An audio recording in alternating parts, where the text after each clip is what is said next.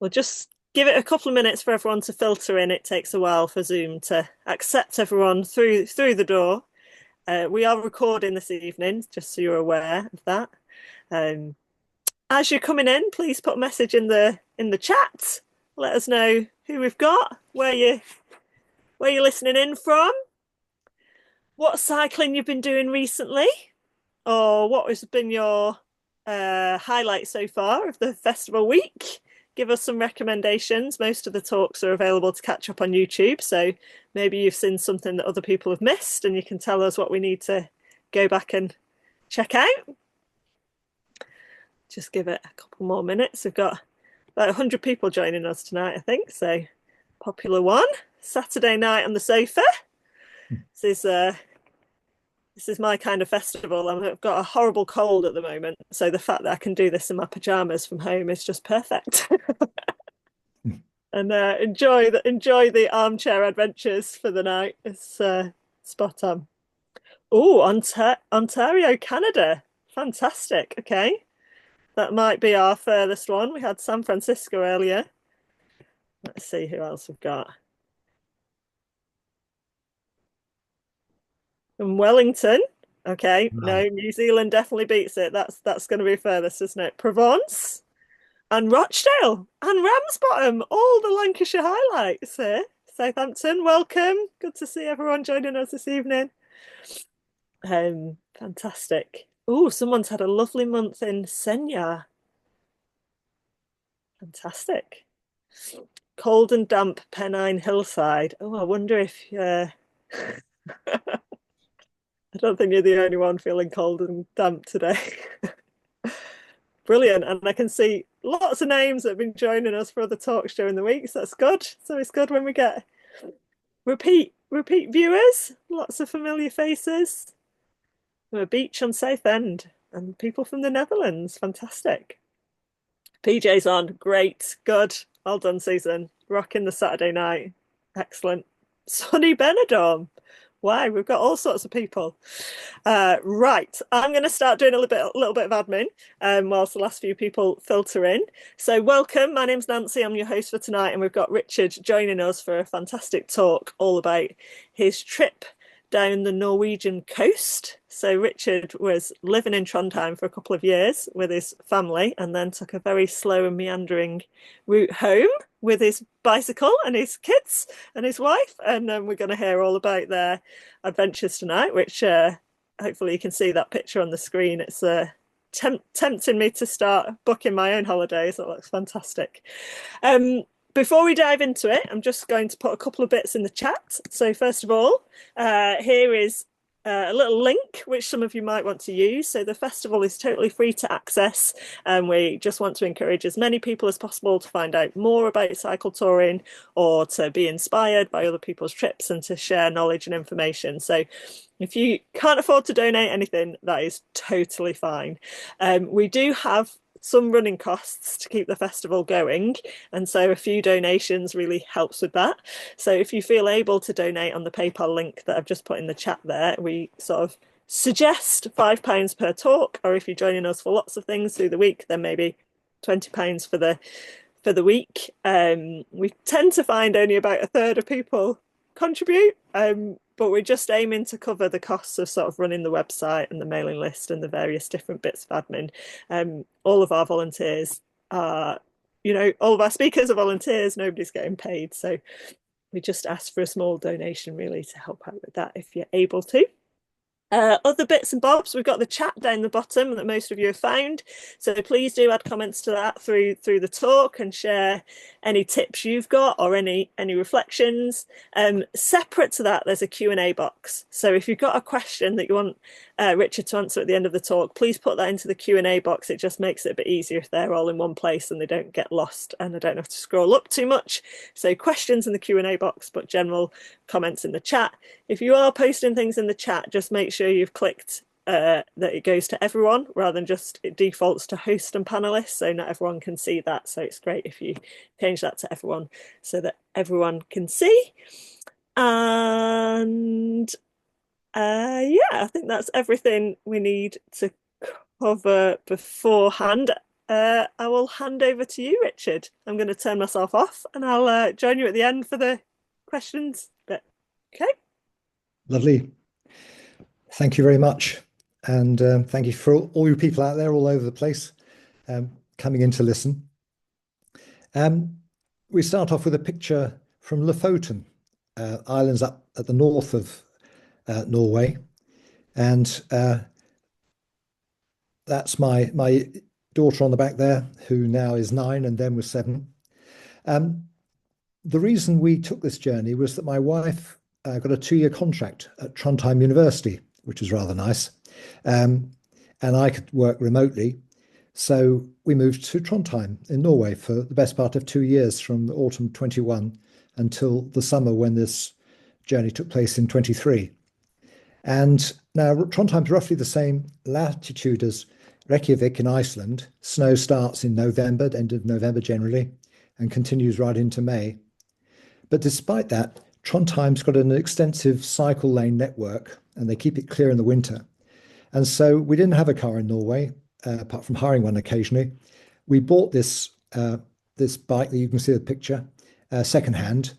I bought it from a chap whose sons were now about as tall as me, so they no longer needed it.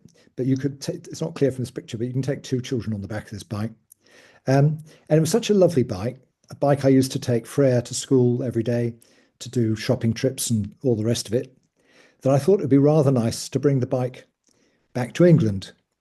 So we decided that we'd buy a car and we'd buy a trailer, and that would take all our junk, plus a set of bikes and this bike, which meant that my wife and my Freya's brother, who at this time was 15, they could ride ordinary bikes, and I could take Freya on the back of this one. And so during our journey back, and we spent a month coming back, we could sort of have some really good day rides and really explore some places.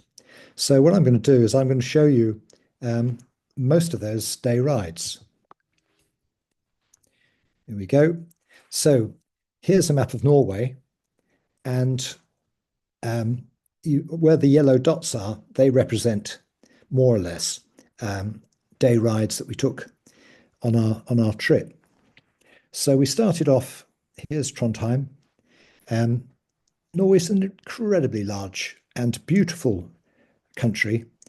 You'd take a lifetime to see it all, more, probably several lifetimes. But anyway, from Trondheim, it's a sort of 2-day, well, one at a push, drive up to Buddha, which is where we got the ferry to go across to the Lofoten Islands, which are here. Right, let's have a look. So here's the list of places that we're going to visit. I won't read them out, obviously, but these are the places we're going to work our way through over the course of this talk. So we start off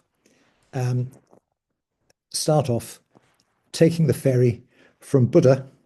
So I call it Bodo again. I always forget that. It's pronounced Buddha. Across to Moskines, which is where the ferry comes in on the southern island of Lofoten Islands. Now, the first trip we did wasn't very far. It was just down to the end of the road in a place called O. And O used to be a fishing village, but now essentially the catch is mainly tourists. And you see, we had rather lovely weather. And you can see this is the village, and you can tell it's a tourist village from the signpost in the middle, pointing to every conceivable thing of interest in this village. Well, we didn't do all the village. It was too nice a day. We walked through the village and carried on down to the edge of the sea, past traditional boats, and to this super view of cliffs that extend down to the southwest, the various islands of the same sort of geological formation sticking up. And these islands are warmed by the top of the Gulf Stream. So the climate isn't as extreme as you might expect for somewhere well north of the Arctic Circle. But the sea is very cold, it's just a few degrees. And the plants you get on the island are sort of restricted by the fact it's pretty cold. We're really lucky as we stood here. There's not a photo of it, but in the distance we saw a pod of orcas looking out over to the left of this picture. Now, the other thing we saw as we cycled from O back to the campsite at Moskines were lots of these wooden structures scattered all over the place. And at this time, if you're in the summer, there was nothing on them. But in winter, it's another matter completely, because all over the island were wooden racks for drying fish, which are literally freeze dried. And these fish then get collected together and literally sent all over the globe. I think the first place I have seen dried fish like this in markets down in Peckham in South London, where you've got dried fish being sold to people down there who like that sort of thing. Now, I was looking for a particular picture, a picture of orcas, which I'll come to in a moment, on the local newspaper in Lofoten. And this was the picture from last week's, or a couple of days ago, Lofoten Post.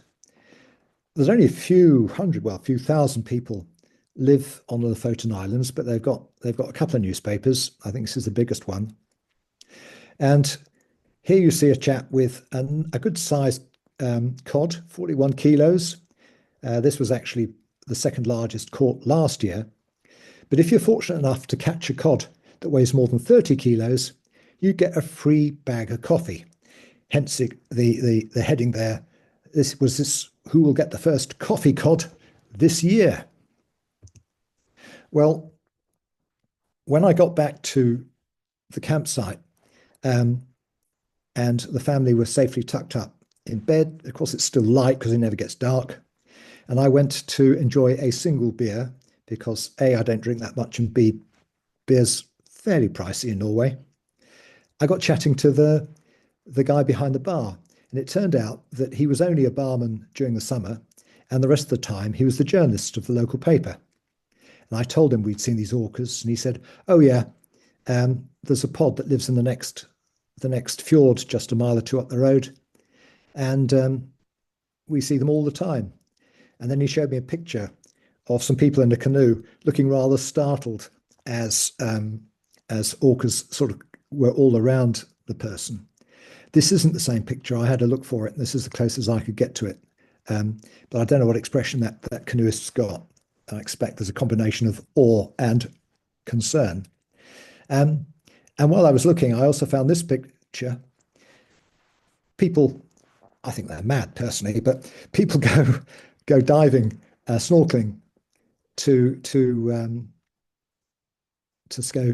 try and get close to orcas and other whales. I hasten to add that this was translated by Google, so it's possible one or two of the words aren't entirely correct. Anyway, moving on. Now, the next place we had a day ride was down and around a village called Kristiansund. You can see it just above the yellow dot there on the map. And zooming in a bit, we were camping up where the yellow tent is. In fact, we weren't camping. We were staying in a little camping hut. And many of the campsites in Norway have got sort of camping huts. And where we could, we stayed in those. And where we couldn't, we stayed in our tents. So we were pretty flexible.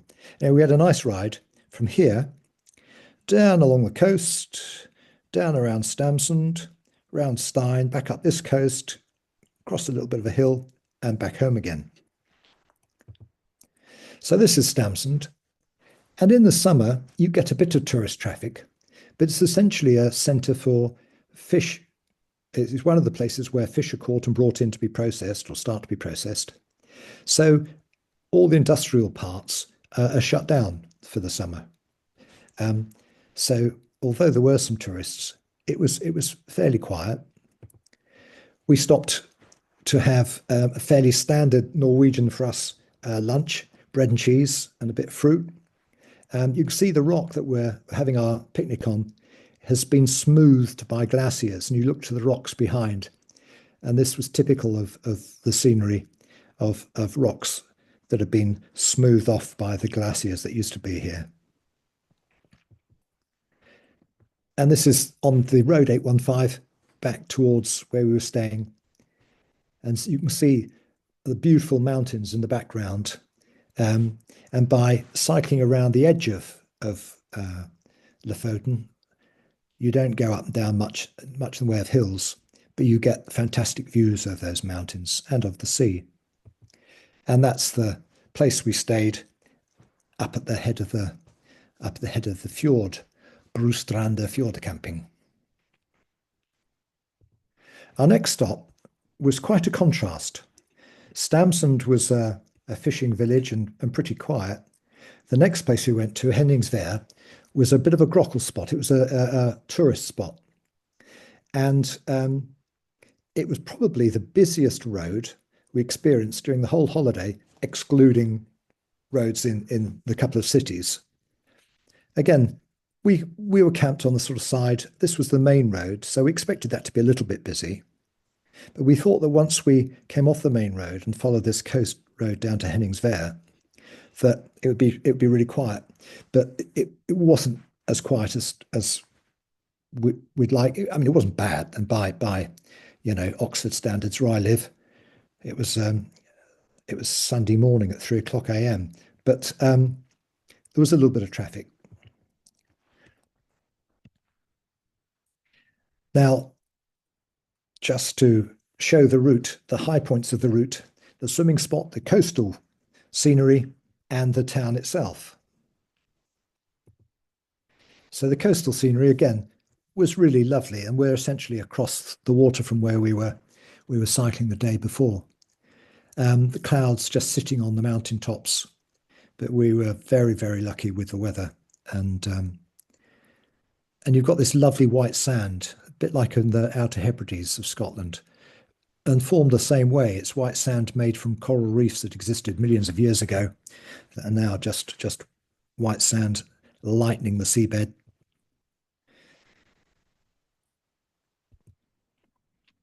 And clear water, clear cold water. And the road just hugging the coast. Now, I didn't have a photos for this. I don't have a great head for heights. And coming up over this bridge, which was quite narrow, and we're having to cycle on the pavement because of the odd bit of traffic coming on the road. There were two lads, 15, 16 kind of age, Norwegians, right at the top of this bridge. And just as we got to the top of the bridge, one of them kind of grinned at me and then jumped off. And it seemed like about 5 seconds later, he actually splash, hit the water, and we kind of looked over the edge and watched him come up and swim to the shore. So he was all right. I guess maybe there's not an awful lot for teenagers to do in Norway in the summer, in a place like this. But yeah, that was quite a jump. The Norwegians are extraordinary in their infrastructure. I mean, they build bridges and tunnels to everywhere, really. And so this is where we got to Henningsvær, which was a lovely spot. Unusually, it's got a football stadium. I didn't take this picture. It's another one I forgot to put the Wikipedia link on. But that football stadium, we did walk around, and we walked right down to the sort of the end where, the island finished. But I think that they had a sign saying it was the most northerly stadium in the world. Well, I'm sure there's a stadium on Svalbard, but I haven't checked, so I'll let them off. On the way back, we stopped at this swimming spot. Now, I want you to notice that none of those people out there are swimming. They're going in up to about their knees, maybe their middles, and then going, yeah, that will probably do, because the water was bitterly cold, even though the sun was on it, and it was an ideal place for paddling and that sort of thing. Right. Now, just a bit of a change of scene. We That was sort of down here. Then we drove right up to here to a place called Stowe. And Stowe was one of the two places, or three, where boats were going out to do whale watching. And it just so happens that there's a very deep trench called the Black Canyon, and sperm whales come and feed there. And so as a result, you've got people going to watch the sperm whales. And we did get to see one.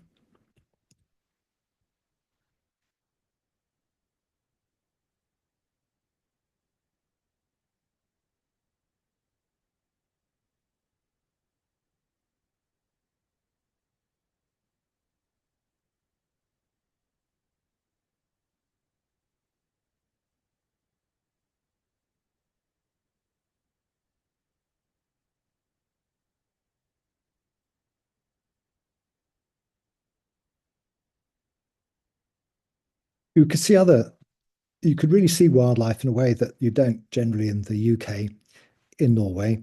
As we came back from the boat trip where we'd been out all day and strolled back to where we were staying. And these birds were nesting just just a metre or so from the little road we were walking along. And they're not very high up. They're sort of pretty much level with me, about 1.5 metres off the ground. And on a walk the next day, I saw an otter in the wild for the first time in my life. And we often saw seals. So just those instants really make make the journey lovely. Right. Now, again, a bit of a change. We made our way back to Buda, where we'd set off originally to the Lofoten Islands. And this time we camped just north of Buda campsite, and we went up to Keringoy up here. And Keringoy, the reason we did this trip, about 20 kilometers each way, was that in Keringoy you've got a museum showing an old trading post. Now, Norway being such a long coastline and serving scattered communities, they need the sort of things like fishermen need their new nets and flour and maybe some whiskey. And so for that trading to take place, there were just trading posts scattered down the coast, which sort of started to appear in the 17th century, apparently. And we went to see one of these. Again, a lovely, flat, easy coastal road, apart from one mountain, which electric bikes just take you up and over. And my wife and son had to push a bit harder. And then down the other side, and as usual, part of the journey is on a ferry. Ferries don't cost anything, pretty much, if you're on a bicycle or if you're walking. And the ferry often gave me a really good break when we were doing some driving bits of the journey. And I could stop and have a coffee and enjoy the view. And this is typical of the sort of fantastic views you get from a ferry in Norway. And you can see from the size of those mountains all the way around the fjord why cycling around them might not be terribly practical for a family group. Beautiful white sand again. And then a couple of miles up the road, we came across this settlement. That's not my photo. This one is. The tide was out, and you can see the causeway going out. And this naturally was a place where small boats, because all the boats in those days pretty much were small, could come in and load and unload, even if the tide was out. And that's the sort of boat that's been refurbished, but that's typical of the sort of boats that would have been going up and down this coast 200-300 years ago. Anyway, if you run a well-organized shop, people come to you to buy their provisions and sell you their cod, and you can accumulate some money. And this was a very successful trading post, and they accumulated enough money to buy the best Parisian wallpaper. That wallpaper, I think they said, was from about 1880. So you can see a nice walnut veneer there on the bookcase. They weren't doing too badly. Well, that's how the rich people lived. Round the back is where the servants lived, and this is a bedroom where four young women, or not necessarily that young, four single women slept, and the beds weren't very long. And I sort of commented on this, and the guide brightly said, "Oh yes, well in those days they didn't sleep lying down; they'd sleep sitting up, because they thought if you slept lying down, you were more likely to die in your sleep." Well, whatever. There wasn't a lot of room. Maybe they weren't quite so tall as we are nowadays. But the other thing that tickled me was that, what you can't see because I didn't take a photo of it, up on the other side, there was a little hatch. And on the other side of the hatch was the bedroom where the old maid slept. And she could open the hatch and make sure the youngsters down below weren't getting up to anything. No hanky-panky. Right, moving on. We're moving on a long way now. So that was at just north of Buddha.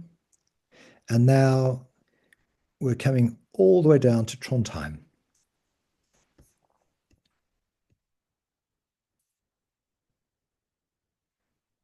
Trondheim's Norway's third largest city, our home for 2 years. So on our journey back, we didn't actually stay for very long in Trondheim. We just passed through, picked up some provisions. So this next couple of pictures are taken from our time in Trondheim, but they are relevant to people who are cycling. I mean, Trondheim itself apparently dates back to 997, and some of the centre still has pretty ancient buildings, not least the cathedral you can see in this picture here.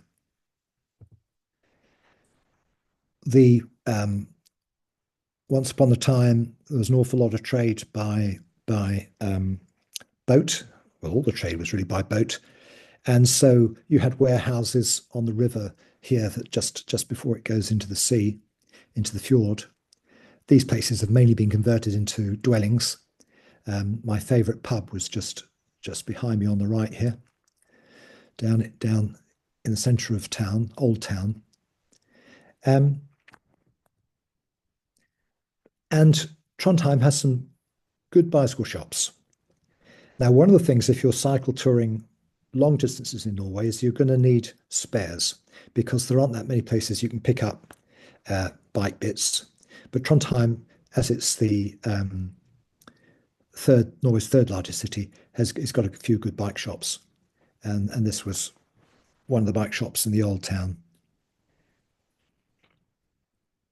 The other thing you can do in Trondheim is you can drop your bike off in the cycle hotel, where it's pretty secure and dry. This was really useful in winter. I could take my bike in here and it could thaw out a bit if I was doing some shopping. But you need an app to get in. It's free, but you need an app. Now, the cycle network in Trondheim is really good. This path goes over the side of the hill next to the fort there on the right, and in the distance you can see Trondheim Harbour. That's summertime, but I've cycled that covered in snow in the winter as well, because Freya's school was just the other side of the castle. Now, one of the key things about Trondheim is that it's the centre of a network of ferry routes for passenger ferries, ferries carrying people and bicycles. There are car ferries as well, but Trondheim itself isn't a car ferry port. It's got the equivalent of a sort of ferry version of the bus station, although the ferries are much nicer than most buses. And that gives you the chance to use Trondheim as a centre to go and take trips into this particular area. And those red dots are the ferry ports. And what's off this map is a ferry port, the furthest ferry port away at Kristiansund, which is a 4-hour ferry trip.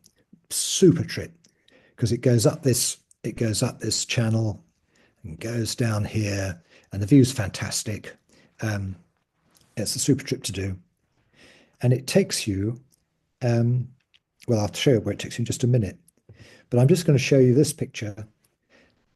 If you happen to be in Trondheim for any length of time, there's a great bicycle club called the Bike Kitchen. Meets on a Wednesday evening for people to fix their bikes. Tools are available, and they're a lovely bunch of people. And we made some really nice friends there.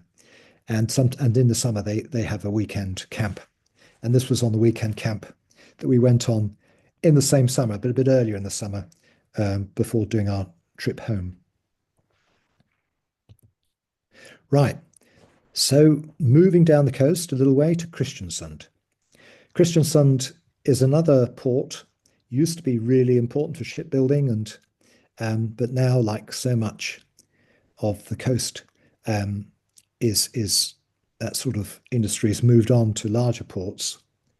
But you can see that blue cross in the middle of Kristiansund is a very, very sheltered port. So it doesn't matter which way the wind's blowing, but it's sheltered from the wind.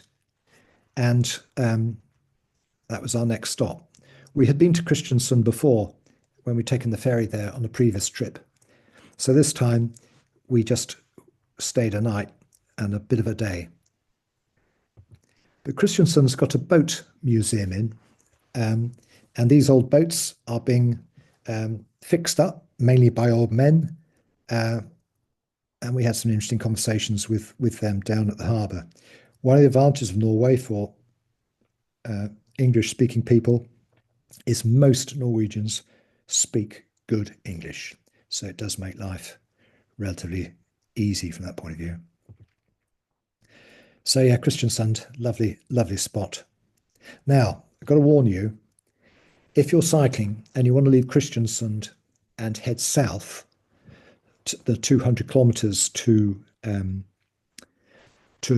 Ålesund, which is our next stop, you're going to go on a thing called the Atlantic Way, but you can't cycle all the way. You can't cycle through the tunnel that leaves Kristiansund south. There's a ferry, there's a bus which you can take to ferry you through the tunnel, and then you can cycle, or you can hire a taxi. And it's something to watch out for cycling in Norway. You can get a list of the tunnels you're allowed to cycle in, and those you're not. And those you're not sometimes can be a little problem. Anyway, this isn't us. This is a picture I just nicked from the Norwegian tourist board. But this is the road that goes from Kristiansund to Ålesund, the Atlantic Road, a road that's been used a lot in adverts and that sort of thing, because the scenery is quite dramatic as it goes from bridge to bridge along the edge of the sea. Right, I'll take a sip of water, excuse me, and move on. Our next stop was Ålesund, and Ålesund's a very special town, because much of the centre of the town is built in a sort of Art Nouveau style. And why is this? Well, the entire town centre burnt down over the course of a day and a night or night and a day, on the 23rd of January, 1904.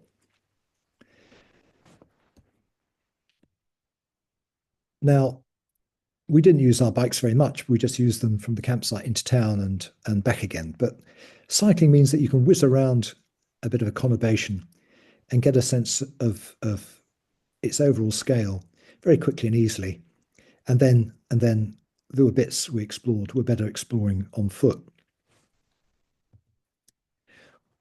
On the bikes, we got up to this high point where we could see Ålesund, and the central harbour is down there, hidden by the trees. And that's where the fire took hold, and it burnt the whole of the central town down.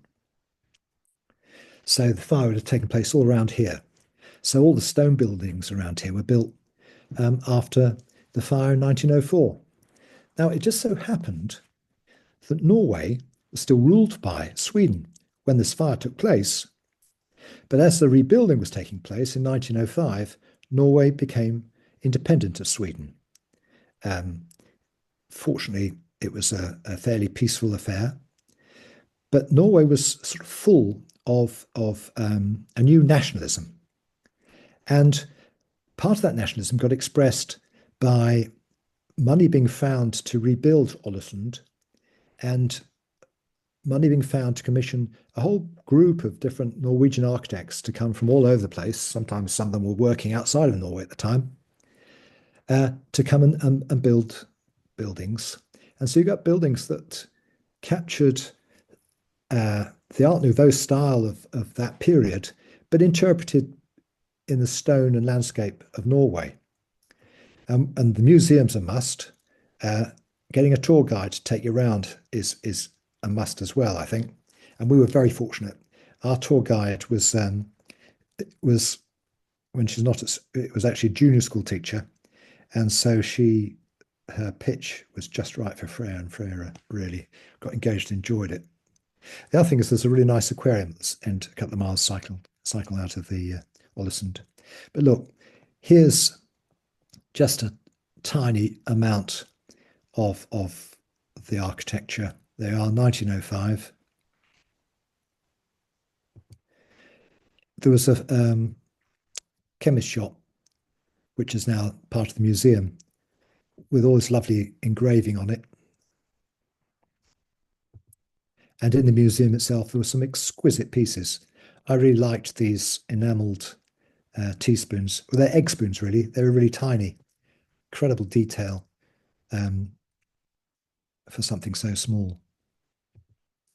Right. And now for something different, as the man says. So now we're leaving Ålesund and we're heading inland because it's time. My kids saw a glacier up close. So we went and took the road to Loen.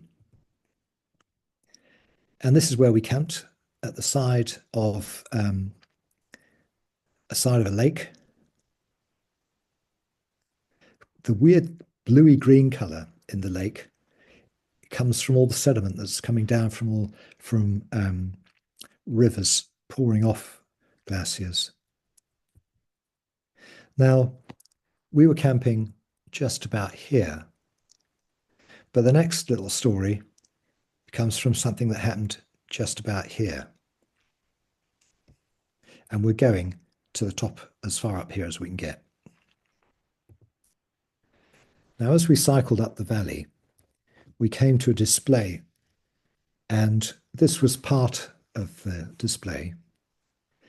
Back in 1905, a great landslip swept down into the lake, sending waves that smashed two villages of Bodil and Nesdal, killed dozens of people, destroyed the villages.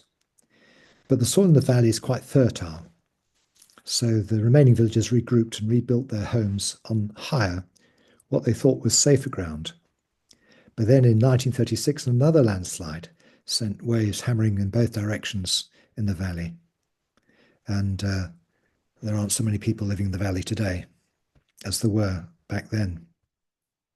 You could see this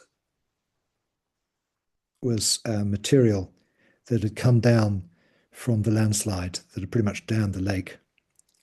And that scar running up that hillside there, sorry if my pointer's going a bit fast, that scar is about 750 meters long or high. Anyway, we read about those terrible events and then cycled up another lovely picturesque ride, not too steep, until you can't cycle any further. And then we walked up as far as we could get. We couldn't quite get to the glacier. It got a bit too steep.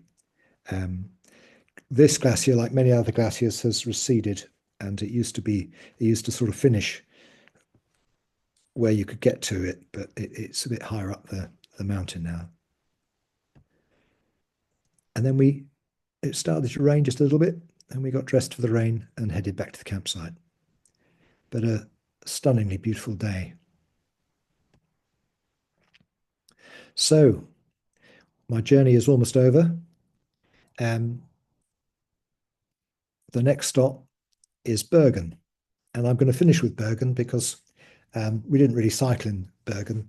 We were camped just outside, and it was actually more convenient to take the bus in and out and to visit some of the sites of Bergen. Bergen's a real city. It's Norway's second city, nearly 300,000 people. And it's a wealthy city. It was once the center of the Hanseatic League's trading empire, and it still has Hanseatic era warehouses on the seafront now for the tourists. Some interesting museums, certainly a city worth visiting. And I very much hope, if any of you have any influence with ferry companies, that the ferry to Bergen starts again as it used to be from England to Norway. But for now, I'm going to stop and ask your questions, please. Thank you, Richard. That was so lovely to see all those photos. I just love the dramatic scenery. It's so beautiful. And even when you go inland, you're still surrounded by water, aren't you? Everywhere you go in Norway. Yeah. It's so beautiful. Right, we have got a few questions, so let's see what we've got. We'll just start at the top. Warmed by the Gulf Stream, so was it windy? There's always concern about wind when you're on a bicycle. Yeah. We had spectacularly good weather for the month. We spent a month coming back, whole of July. We had 4 stormy days in that month. And as you can see, there's that red shed thing behind the trailer there. When you're staying in things like that, the weather doesn't bother you too much. We only had one night where the tents were flapping, and I was lying and thinking, do I need, have I pegged it down well enough? But because we're using 2 little mountain tents. Was that a west wind? Was that yellow tent yours? Yeah. Yeah, that's what I took to Norway. Love my little yellow west wind. Yeah. Very good for wind. Yeah, that's right. It just doesn't go anywhere, does it? No, bomb-proof. Yeah. Because we've done a certain amount of, camping in the years gone by. So our kit's usually all right. And someone's asking about midges. None. By water. Yeah, no. We weren't by inland lakes. We were by the sea. And there's enough of I'm sure there are midges in Norway, but we weren't troubled by insects at all. Yeah, I've spent a bit of time in Norway, and that's definitely my experience too. It's not such an issue over there, which is a massive plus point. Yes. So this trip was July, wasn't it? For the whole month of July. Someone's asking about temperatures at that sort of time of year over there. Yeah. As I say, the weather was good. You saw in one picture, I'm down to my t-shirt. I was usually wearing a jumper and a woolly hat. I suppose the temperatures were in the high teens, and at night dropping down a bit depending on how clear the night was. But it was, comfortable, sort of between 10 and 20. Very comfortable. Which is nice for cycling, isn't it? Those sorts of things. Oh, perfect. Yeah. Yeah. The sun was quite strong. You need a hat, and of course it doesn't get dark. So yeah, it messes with your body clock a little bit, doesn't it? Yeah. When it still feels like midday at bedtime. Okay, let's talk about campsites and accommodation costs. What could people expect and staying in these sorts of places? To stay in one of these huts, which sometimes are very basic, not much more than a garden shed really. For the 4 of us, the cost varied between about £50 and £100, but usually nearer the £50. And if you were camping, a little bit less, about £40 saved for the four of us. Okay, good. And someone's put in the chat as well that youth hostels can be quite a good value alternative Yeah, there. Did you use because any youth hostels or? we didn't. I was a member of I forgot what it's called now, but basically the Norwegian equivalent of the Mountain Hut Association, and the mountain huts tend to be on high routes Mm. um, rather than along the coast. We did go to see one, but the way it works is that they're kind of regional, and you get a key which will open the lock. Right. But the key I had was for around Trondheim, and they had a different key around Lofoten. So we did try one, but I couldn't get in, and then I gave up. We moved off somewhere else. Yeah. But yeah, they're certainly worth checking out, and Yeah. and to get that information. Someone's asked about Vivian as well. I mean, it's a while since I've been there, but my memory is there's no sort of equivalent of, you've got the right to roam pretty much everywhere in Norway. No, is it not quite open access? There's open access, but you've got to keep a distance from uh, people's property. Yeah. And again, I we we met quite a few touring cyclists, but we tended to meet them in the campsite, and of course I wouldn't have known if people were bivvying or not. You certainly could. There's nothing to stop you going a short way off the road and finding somewhere to camp.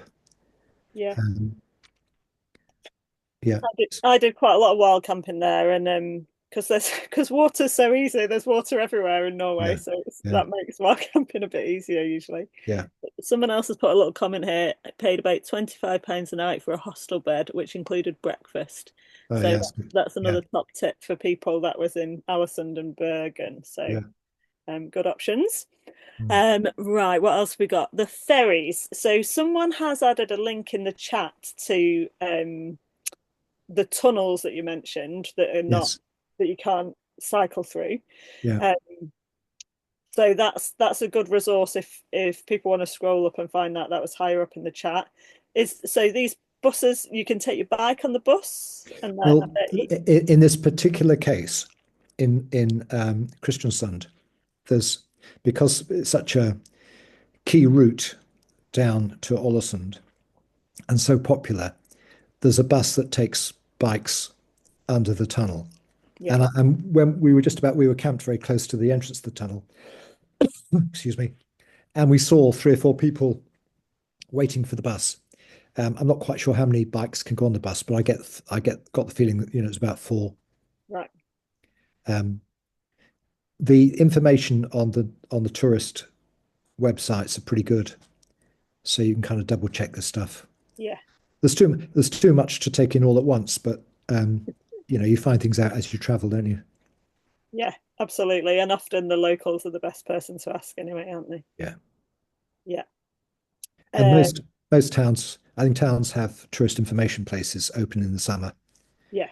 where you'll go in and somebody who looks about the same age as my daughter will answer you and immediately Google what it is you want to know anyway. And converse with you in impeccable English, no doubt. Yeah. Do you need to book them or No, you just rock up? you just rock up. And most of them are free, you said, which So is if you're good. walking and cycling, Yeah, fantastic. Yeah. yeah. So I mean, is that I had a thing in the car which um, which detects the fact that I'm driving and there's tolls on the roads and in the ferries. And so somewhere I've got this great list yeah, of all the places where the car was registered as we drove down, over the course of the month, and whichever ferries we took. Um, and I had a bill arrive when we were back in Oxford. I think it was about 200 quid. okay, not bad, No. not bad.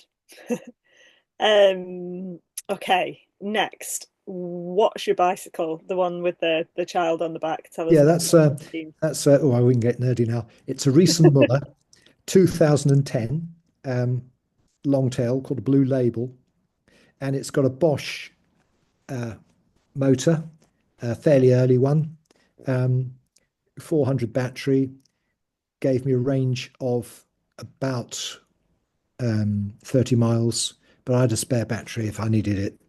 In fact, I didn't. I usually found I could do everything in a day.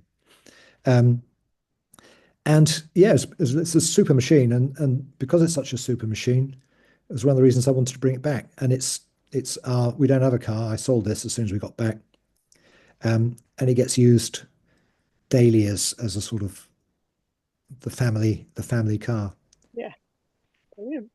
I still got that blue bike you can see in that picture as well. Um, I'm quite attached to that blue bike. I retrieved it from a snowdrift in Trondheim, Wow. and because I'd been walking past it, and obviously nobody was using it, and it wasn't locked or anything. So I retrieved it and got it roadworthy again. Yeah, but a happy new home. And it's I just the back wheel just finally wore out. The rim wore out, and I had to replace it with a second-hand back wheel just this week. So yeah, that's the pub bike now. Nice. Everyone needs a pub bike. Okay, it's quite a specific one here, but is it easy to get around in Norway with an EV? So I guess we're on electric cars. Yeah, Yeah. because Norway's taken going electric very seriously, you get big banks of charging points all over the place. Um, so you might have to stop and do a long charge, I suppose. But there are electric points on all the main routes. Um, I didn't have an EV there, but I had an EV in England before I went. So I did sort of have a look at the EV infrastructure, and yeah. So I think with an EV you're all right. And in fact, my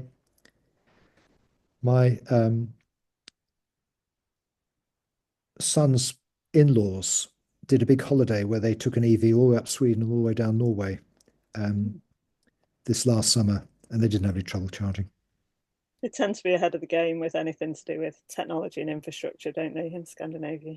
Way ahead of us usually. Well, in Norway.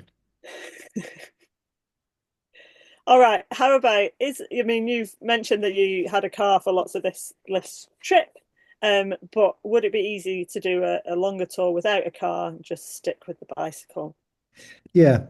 Well, I think it depends on how fit you are. Um, in terms of, I mean, Norway's huge, so I think you want to choose your bit Yeah. and explore it, unless you've got a huge amount of time. Um, I met we met a couple from Newcastle who got taken a rail card, and they come all the way down from Newcastle across Eurostar all the way up to Oslo. You can take a sleeper. You can take a sleeper from Oslo to Trondheim overnight. We did that. We did that once going the other way, just on a holiday. And you can get a train that goes from Trondheim up to Buddha. Again, takes about a day. And there's a night train as well, so you can take a sleeper on that trip. And of course, you'll need to book your bikes, but there's room for bikes on those trains. Um, so that can help. You don't have to cycle all the way up Norway to get to the pretty bit, although it's all very pretty, really. Um, you can take trains to get to places to an extent. The trains there aren't as many, and they're not as good for bicycles as Germany, say, or France or Spain, but there certainly can be the background, a sort of backbone of a journey. Yeah.